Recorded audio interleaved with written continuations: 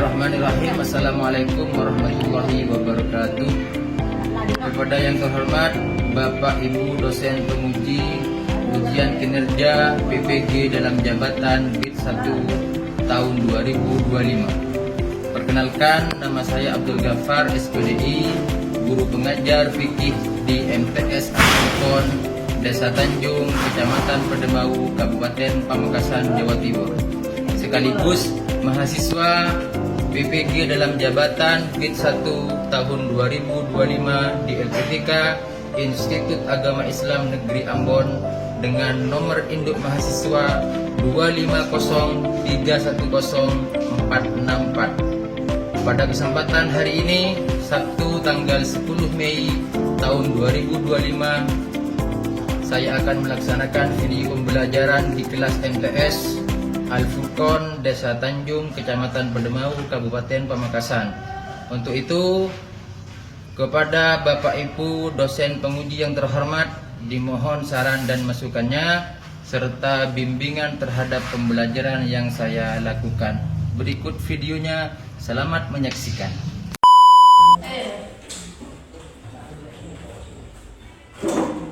Assalamualaikum warahmatullahi wabarakatuh. Waalaikumsalam warahmatullahi wabarakatuh. Selamat pagi anak-anak. Pagi. Bagaimana kabarnya? Alhamdulillah, luar biasa.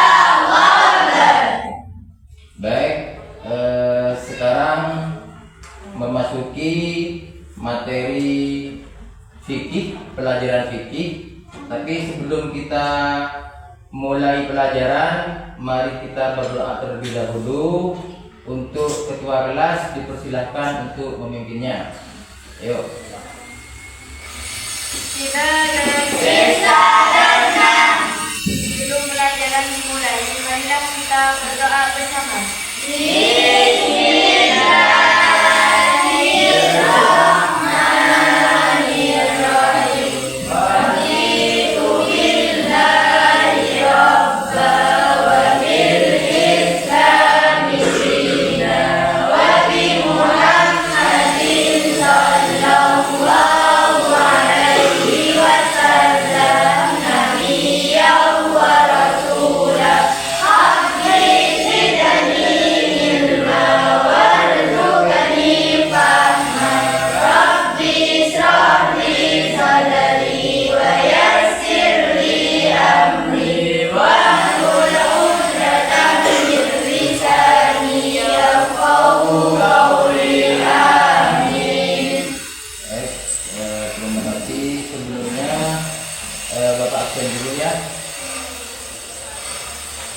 Yang pertama Muhammad Hanif.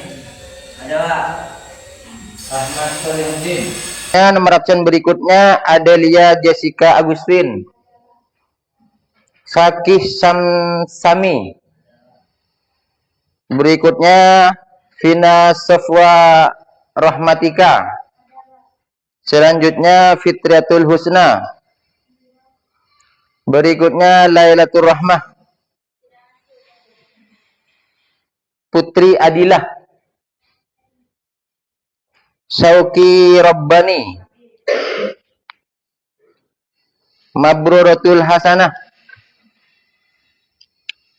Miswani, Muhammad Ridho Firmansyah. Kenapa? Sakit ya. Muhammad Rafi Ramadhani Hafifi.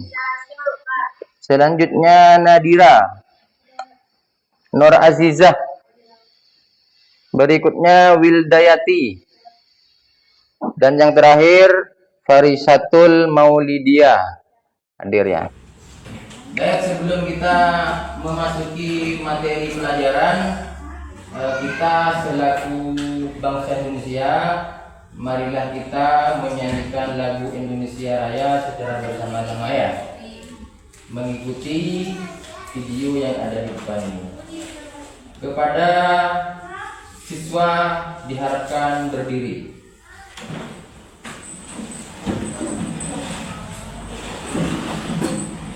1, 2, 3. Indonesia tanah airku, dan tumpah darah.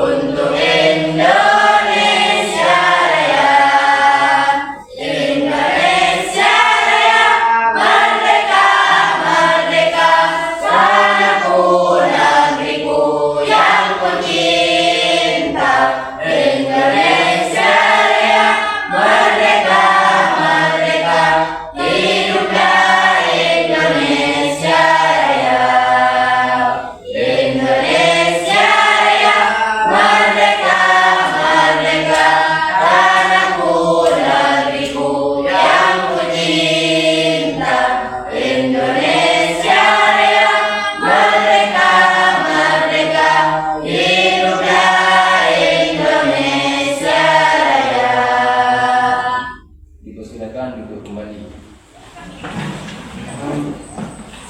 Baik, selanjutnya kita memasuki materi pelajaran. Tapi sebelumnya perlu kita ingat pelajaran yang kemarin, bahwasanya kemarin sudah dijelaskan tentang bersuci atau tohoroh, yang mana tohoroh itu dalam artian mereka bersuci macam-macam air. Di dalam pertemuan kemarin itu ada berapa macam-macam air? Pembagian air ada berapa? 7. Hah? 7. Kalau pembagian air itu ada 4. Kalau macam-macam air itu yang ada 7. Nama air apa? Ayo, air apa? Air hujan. Lagi air sumur. Lagi lagi. Hah? Air salju juga. Air embun. Nah ya. Untuk selanjutnya yang sekarang itu yang akan dibahas yaitu bersuci dari hadas dan najis. Perlu kalian tahu bahwasanya tujuan dari pembelajaran yang akan dibahas sekarang yaitu yang pertama, peserta didik mampu menjelaskan pengertian dari hadas dan najis dengan benar dan baik. Jadi dianggap ngerti atau tidak dalam pelajaran ini, yang pertama itu harus bisa menjelaskan pengertian dari hadas dan najis. Yang pertama. Yang kedua, peserta didik mampu menyebutkan macam-macam najis dan hadas. Nanti setelah pelajaran ini harus mengetahui ini pengertiannya macam-macam dan sebagainya. Dan yang ketiga, peserta didik mampu menjelaskan tata cara bersuci dari hadas dan najis. Itu tujuan pembelajaran ini. Selanjutnya, peserta didik mampu mempresentasikan tata cara bersuci dari hadas dan najis. Jadi nanti sampean itu akan diberikan tugas untuk mendeskripsikan apa yang kalian lihat nanti di video dengan kelompok masing-masing nanti. Dan berikutnya, peserta didik mampu mempraktekkan tata cara bersuci dari hadas dan najis. Dan berikutnya, peserta didik dapat mengenal tata cara berwudu, tayamum dan mandi besar untuk menghilangkan najis dan hadas. Dan yang terakhir, tujuan pembelajaran ini pembelajaran materi najis dan hadas dapat meningkatkan kepatuhan siswa terhadap syariat Islam dan membantu mereka memahami pentingnya menjaga kesucian dalam kehidupan sehari-hari. Jadi perlu kita tangkap dalam tujuan pembelajaran ini, setidaknya kita semua selaku peserta didik harus memahami pelajaran yang akan disampaikan. Selanjutnya kita mari membahas tentang pengertian najis dan hadas. Bahwasanya najis menurut bahasa yaitu apa? Kotor atau kotor. Jadi pertama itu melihat dari pengertian najis dari segi bahasanya, semua yang dianggap kotor itu namanya najis. Adapun menurut istilah bahwasanya najis adalah kotoran yang menghalangi sahnya ibadah seseorang sehingga setiap orang Islam wajib membersihkan daripadanya. Jadi melihat dari pengertian najis juga bahwasanya najis itu semua yang kotor itu dikatakan najis. Bukan hanya najis, bukan hanya kotor, tapi sesuatu yang menghalangi sahnya ibadah itu dikatakan najis secara silakan.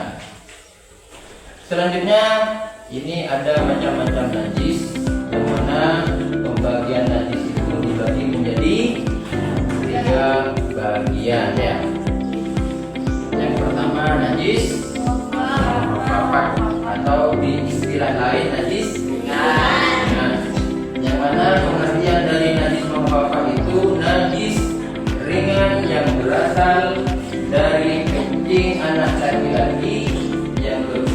kurang dari 2 tahun dan belum makan apa-apa kecuali air susu, bisa dipahami? Bisa.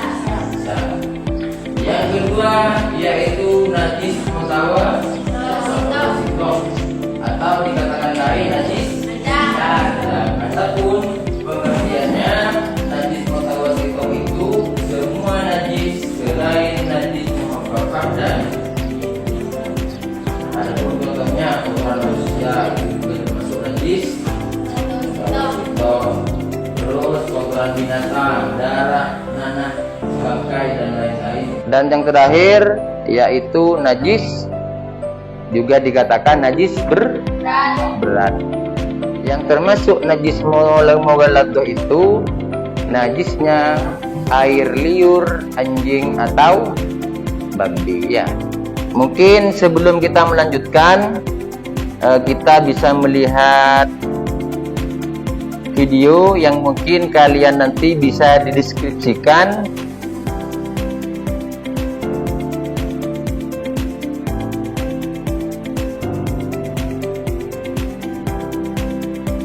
Ini tidak bersuara karena masih ada gangguan ini. Kalian pahami dulu.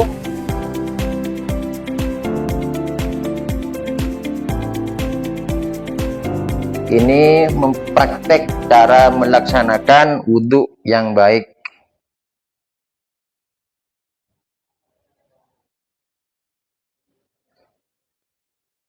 Nah, itu termasuk apa itu? Menyela-nyela tangan itu. Rukun apa sunnah? Sunnah. Nah, itu. Berkumur-kumur termasuk sunnah apa rukun? Itu sebanyak 3 kali. Terus selain itu, selain berkumur-kumur, memasukkan air ke hidung. Itu sebanyak 3 kali. Itu termasuk sunnah wudhu kepala. Cuma di situ bisa diambil kalau imam kita, Imam Syafi'i, itu tidak semua kepala. Sebagian dari rambut yang ada di kepala kita itu sudah sah.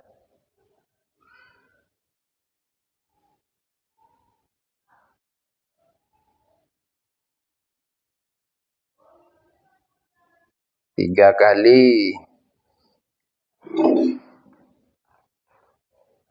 Nah, nikah doaan. Siapa yang pernah membaca doa ini setelah ambil wudhu? Pernah apa tidak? Ada yang pernah membaca doa ini setelah kalian berwudhu? Pernah apa tidak? Coba baca bersama-sama.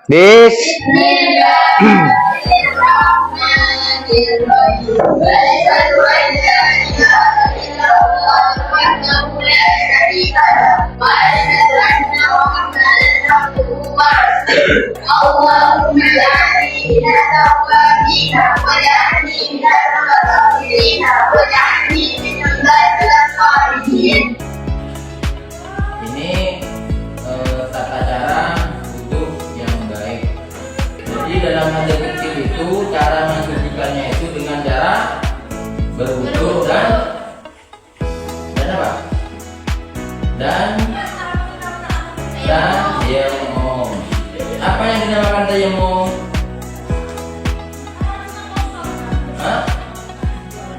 Apa yang dinamakan tayamum?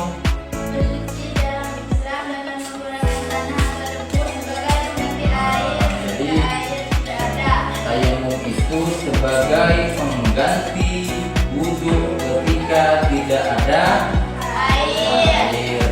Dan tayamum itu hanya bisa dilakukan ketika kita melaksanakan sholat fardu 1 kali. Jadi kalau sudah sholat fardu tayamum, kalau mau sholat lagi itu harus tayamum lagi. Simak video ini tentang tata cara tayamum yang baik. Sama tidak ada suaranya karena ada gangguan.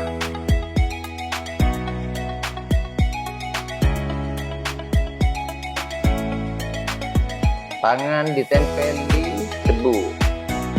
Setelah ditempel, barusan setelah tempel begini. Apa tujuannya? Bagus, biar debu yang kasar itu jatuh. Ada yang hafal niat tayamum? Hah? Ayo baca bersama-sama.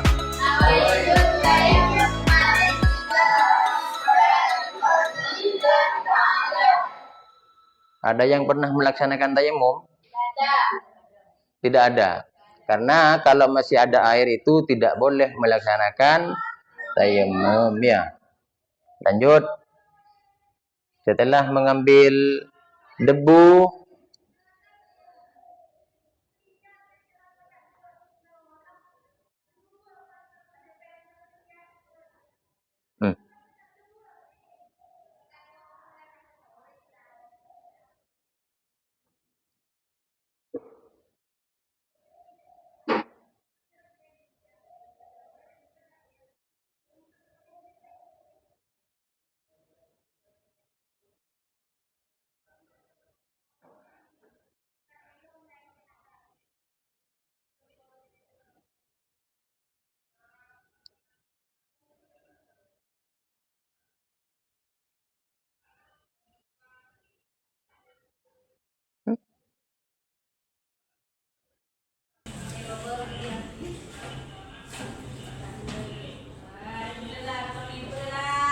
yang pertama yaitu meletakkan tangan ke debu, terus diusapkan ke muka. Ini pengambilan debu yang kedua dengan menggunakan dua tangan dan menempelkan ke debu yang baru, lalu diusapkan ke tangan. Tetap yang didahulukan itu tangan yang kanan. Tadi sudah kita tonton video cara mempraktekkan wudhu yang benar dan cara mempraktekkan tayamum yang benar. Ayo pengertian hadis yang pertama yaitu menurut bahasa artinya perkara yang baru. Itu menurut bahasa. Adapun menurut istilahan hadis adalah keadaan seseorang yang dianggap tidak suci menurut ajaran Islam. Menurut ajaran Islam, orang yang sedang berhadas berat atau tersebut tidak suci walaupun dia Jadi manusia itu walaupun bersih belum tentu suci. Ngerti maksudnya? Mungkin bisa dilanjutkan pembuatan deskripsi pemahaman yang sudah dijelaskan. Di sini ada kami buat 3 kelompok ya. Kami buat 3 kelompok. Kelompok 1, 2, dan 3 untuk mendeskripsikan hasil penjelasan yang tadi. Terus nanti setelah kita deskripsikan dengan kelompok masing-masing, lalu mempresentasikan ke depan apa yang sudah dideskripsikan ya.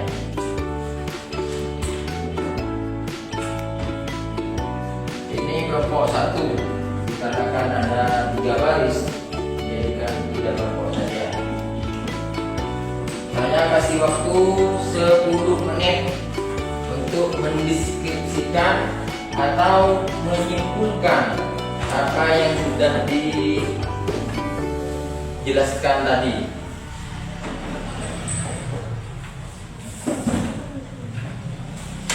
10 menit.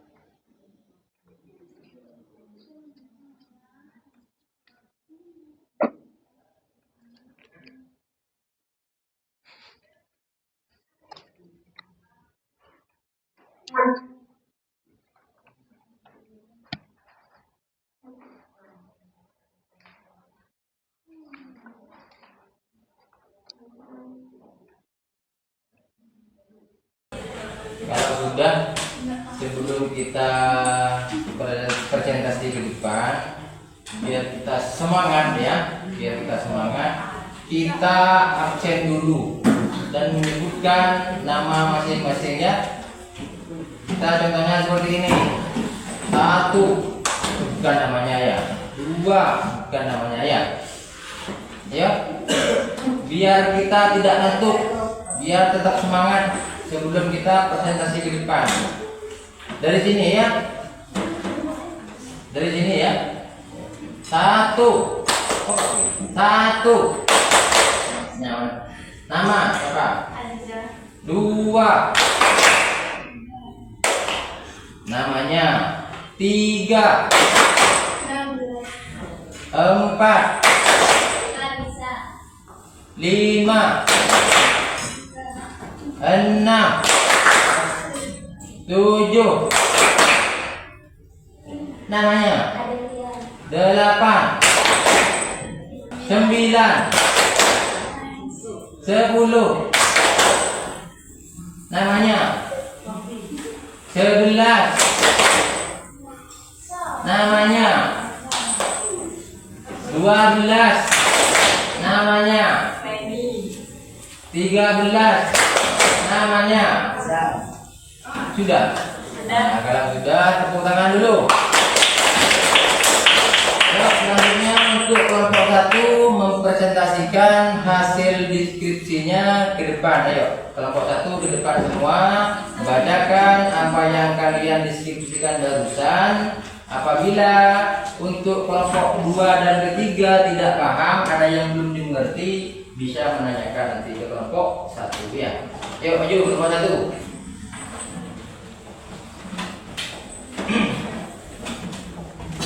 Bacakan hasilnya.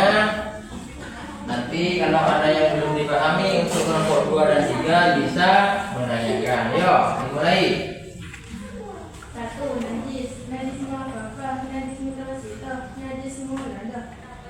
Najis apa yaitu najis yang berasal dari air kencing laki-laki yang berumur kurang dari 2 tahun dan belum makan apapun kecuali air susu ibunya. Cara mensucikan cukup dengan memercikan air pada benda yang terkena najis tanpa harus mengalir. Najis mutawasito dibagi 2, najis umiyah, 2 najis airiyah. Najis umiyah yaitu najis yang diyakini adanya tetapi tidak ada bau, rasa dan warnanya. Contohnya air kencing yang sebentar mengering sehingga sifatnya telah hilang. Cara mensucikannya cukup dengan mengalirkan air pada benda yang terkena najis. Najis airiyah yaitu najis yang masih ada karena rasa dan baunya. Cara mensucikannya adalah sampai hilang semua warna, rasa dan baunya. Najis mutawasito yaitu najis semua najis selain najis muwafaq dan najis muladah. Contohnya najis kotoran manusia, kotoran hewan, najis darah anak, muntahan dan luka binatang darat yang berdarah. Najis muladah adalah benda yang kenajisannya tetapkan berdasarkan dalil yang pasti, yaitu najis air, bulunya anjing dan babi. Cara mensucikannya diproses sebanyak 7 kali dan salah satunya dicampur dengan tanah atau debu. Sudah? Mungkin ada yang perlu ditanyakan dari kelompok 2 dan 3 untuk kelompok 1. Ayo siapa? Ya, ayo. Bagaimana membedakan antara najis dan hadis? Ayo, pertanyaannya bagaimana cara membedakan antara najis dan hadas? Berkaitan dengan benda atau tubuh, sedangkan hadas berkaitan dengan keadaan yang tidak suci pada diri seorang yang memerlukan wudhu dan mandi besar. Paham? Jadi jawabannya itu kalau najis itu hubungannya dengan pakaian, tempat dan badan kita. Ataupun hadas itu datangnya dari badan kita sendiri. Contohnya kencing, ya, keluar mani dan sebagainya, haid dan sebagainya. Ya. Ada lagi yang mau bertanya? Ya, ayo. Untuk kelompok 1. Semua air yang terkena kotoran najis menjadi najis. Apa? Kuya bisa dipahami ya? Ulang-ulang. Apakah semua air yang terkena kotoran najis menjadi najis? Apabila airnya mencapai 2 kula dan tidak berubah sifatnya, maka air itu tetap dihukumi suci. Dan apabila airnya tidak mencapai 2 kula, maka artinya menjadi najis. Dari jawabannya bisa disimpulkan bahwasanya tidak semua air itu najis apabila terkena najis. Bisa najis apabila airnya sedikit dan terkena najis maka menjadi najis. Adapun kalau airnya banyak meskipun terkena najis asalkan ketiga sifatnya itu tidak berubah maka air itu tetap suci ya. Jadi air itu dibagi menjadi dua, ada air 2 kula, air sedikit dan air banyak. Air banyak itu air yang sampai 2 kula dan air sedikit itu air yang kurang dari 2 kula. Air yang kurang dari 2 kula terkena najis berubah tidak berubah sifatnya maka tetap menjadi najis. Adapun air yang sampai 2 kula apabila terkena najis bisa najis apabila ketiga sifatnya itu berubah. Dan apabila ketiga sifatnya itu tidak berubah meskipun terkena najis maka air itu tetap suci. Bisa dipahami? Bisa. Ada lagi yang mau ditanyakan? Ada. Ya, terakhir. Bagaimana cara mensucikan najis kencing yang sudah kering? Nah, bagaimana cara mensucikan najis kencing? Berarti itu masuk hadis hukmiyah. Hadis hukmiyah. Air najis yang tidak terlihat oleh mata tapi kita itu meyakini air najis itu ada. Cara mensucikan najis yang diyakini adanya tapi tidak ada zatnya yaitu cukup dengan mengalirkan air di atas benda yang terkena najis tersebut. Nah, paham? Jadi cara mensucikannya itu cukup mengalirkan air saja. Tidak harus digosok, cukup mengalirkan air saja maka itu sudah menjadi suci. Ada lagi? Tidak ada. Paham ya? Paham. Dipersilakan untuk kelompok pertama. Tepuk tangan dulu. Ayo dilanjutkan untuk kelompok 2. Kelompok 2 akan mendeskripsikan tentang wudhu ya. Tentang wudhu ya. Wudhu ya. Ayo bacakan, presentasikan hasil yang kalian deskripsikan tadi yuk.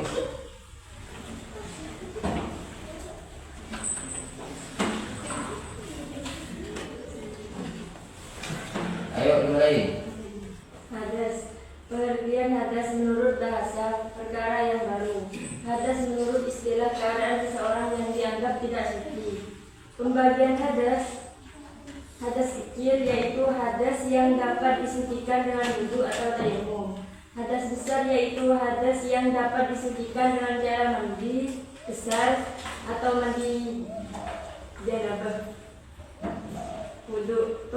Pengertian wudu menurut bahasa artinya bersih dan indah. Menurut istilah, wudu adalah membasuh muka dan kedua tangan sampai siku, menyapu sebagian dari kepala dan membasuh kedua telapak kaki sampai kedua mata kaki dengan memakai air mutlak.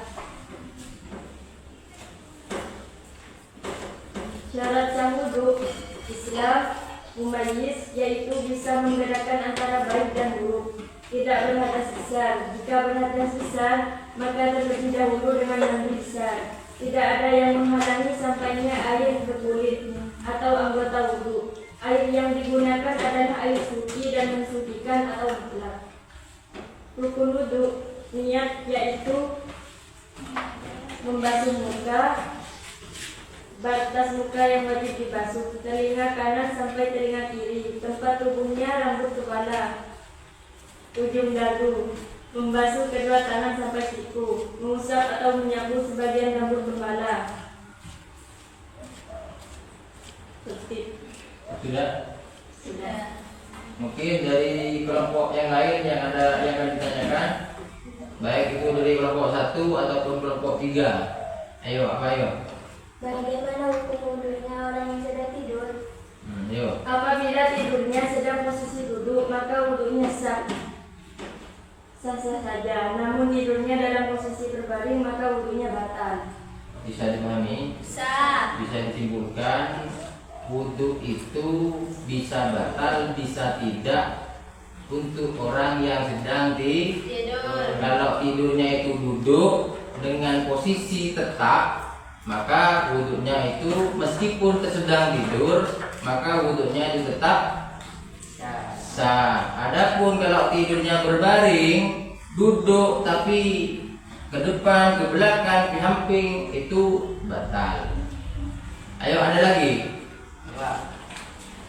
Apa pentingnya wudhu bagi orang Islam? Wudhu sangat penting bagi orang Islam karena wudhu merupakan salah satu syarat sahnya suatu ibadah, baik ibadah sholat maupun ibadah lainnya. Ada lagi? Ada. Ya, ayo. Dalam sedang wudhu sedang membasuh 3 kali anggota wudhu. Bagaimana hukumnya kalau membasuh anggota wudhu lebih dari 3 kali? Membasuh anggota wudhu lebih dari 3 kali dihukumi makruh, dan dalam hal ini terjadi pada orang yang was-was. Bisa dipahami? Sah. Jadi kedua pertanyaan itu bisa disimpulkan. Yang kedua itu barusan menanyakan apa pentingnya wudhu. Wudhu itu sangat penting bagi orang Islam. Karena apa? Karena wudhu itu termasuk syarat untuk kita melaksanakan ibadah, terutama melaksanakan sholat. Dan yang kedua menanyakan terkait hal sunnahnya wudhu. Kalau membasuh lebih dari 3 kali, maka sunnah wudhu, sunnah membasuh anggota wudhu sebanyak 3 kali itu hukumnya sunnah. Dan apabila melebihi dari 3 kali itu dihukumi makruh ya. Tapi kalau cuma membasuh 1 kali, sah apa tidak wudhunya? Tetap sah, cuma tidak mempunyai kesunatan wudhu. Sudah. Ada yang mau bertanya lagi? Tidak ada. Kepada kelompok 2? Tidak. Tidak ada, Pak. Ya sudah. Terima kasih untuk kelompok 2. Tepuk tangan dulu. Terus selanjutnya yang terakhir yaitu kelompok 3.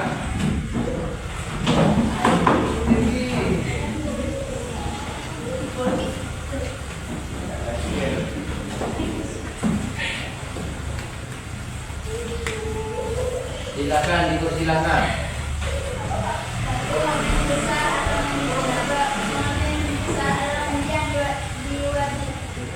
Dan harus dilakukan karena alasan tertentu. Hukum mandi besar diwajibkan bagi laki-laki dan perempuan yang berhadas besar. 2. Sebab-sebab mandi besar.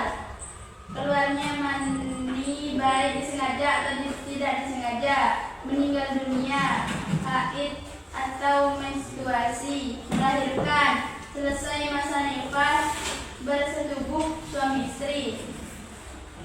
Rukun mandi wajib: niat, menghilangkan najis dari badan, mengalirkan air ke seluruh anggota tubuh.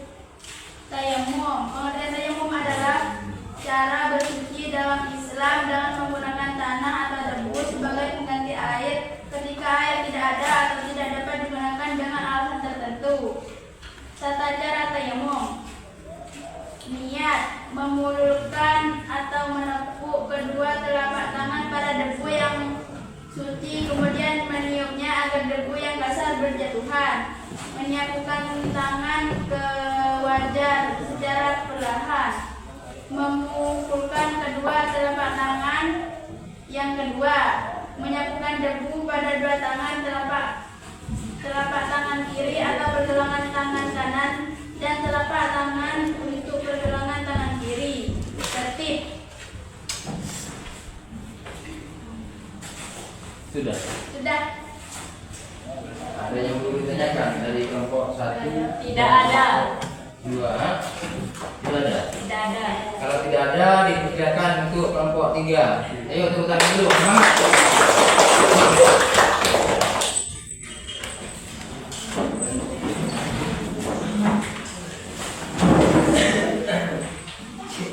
Terima kasih kami sampaikan untuk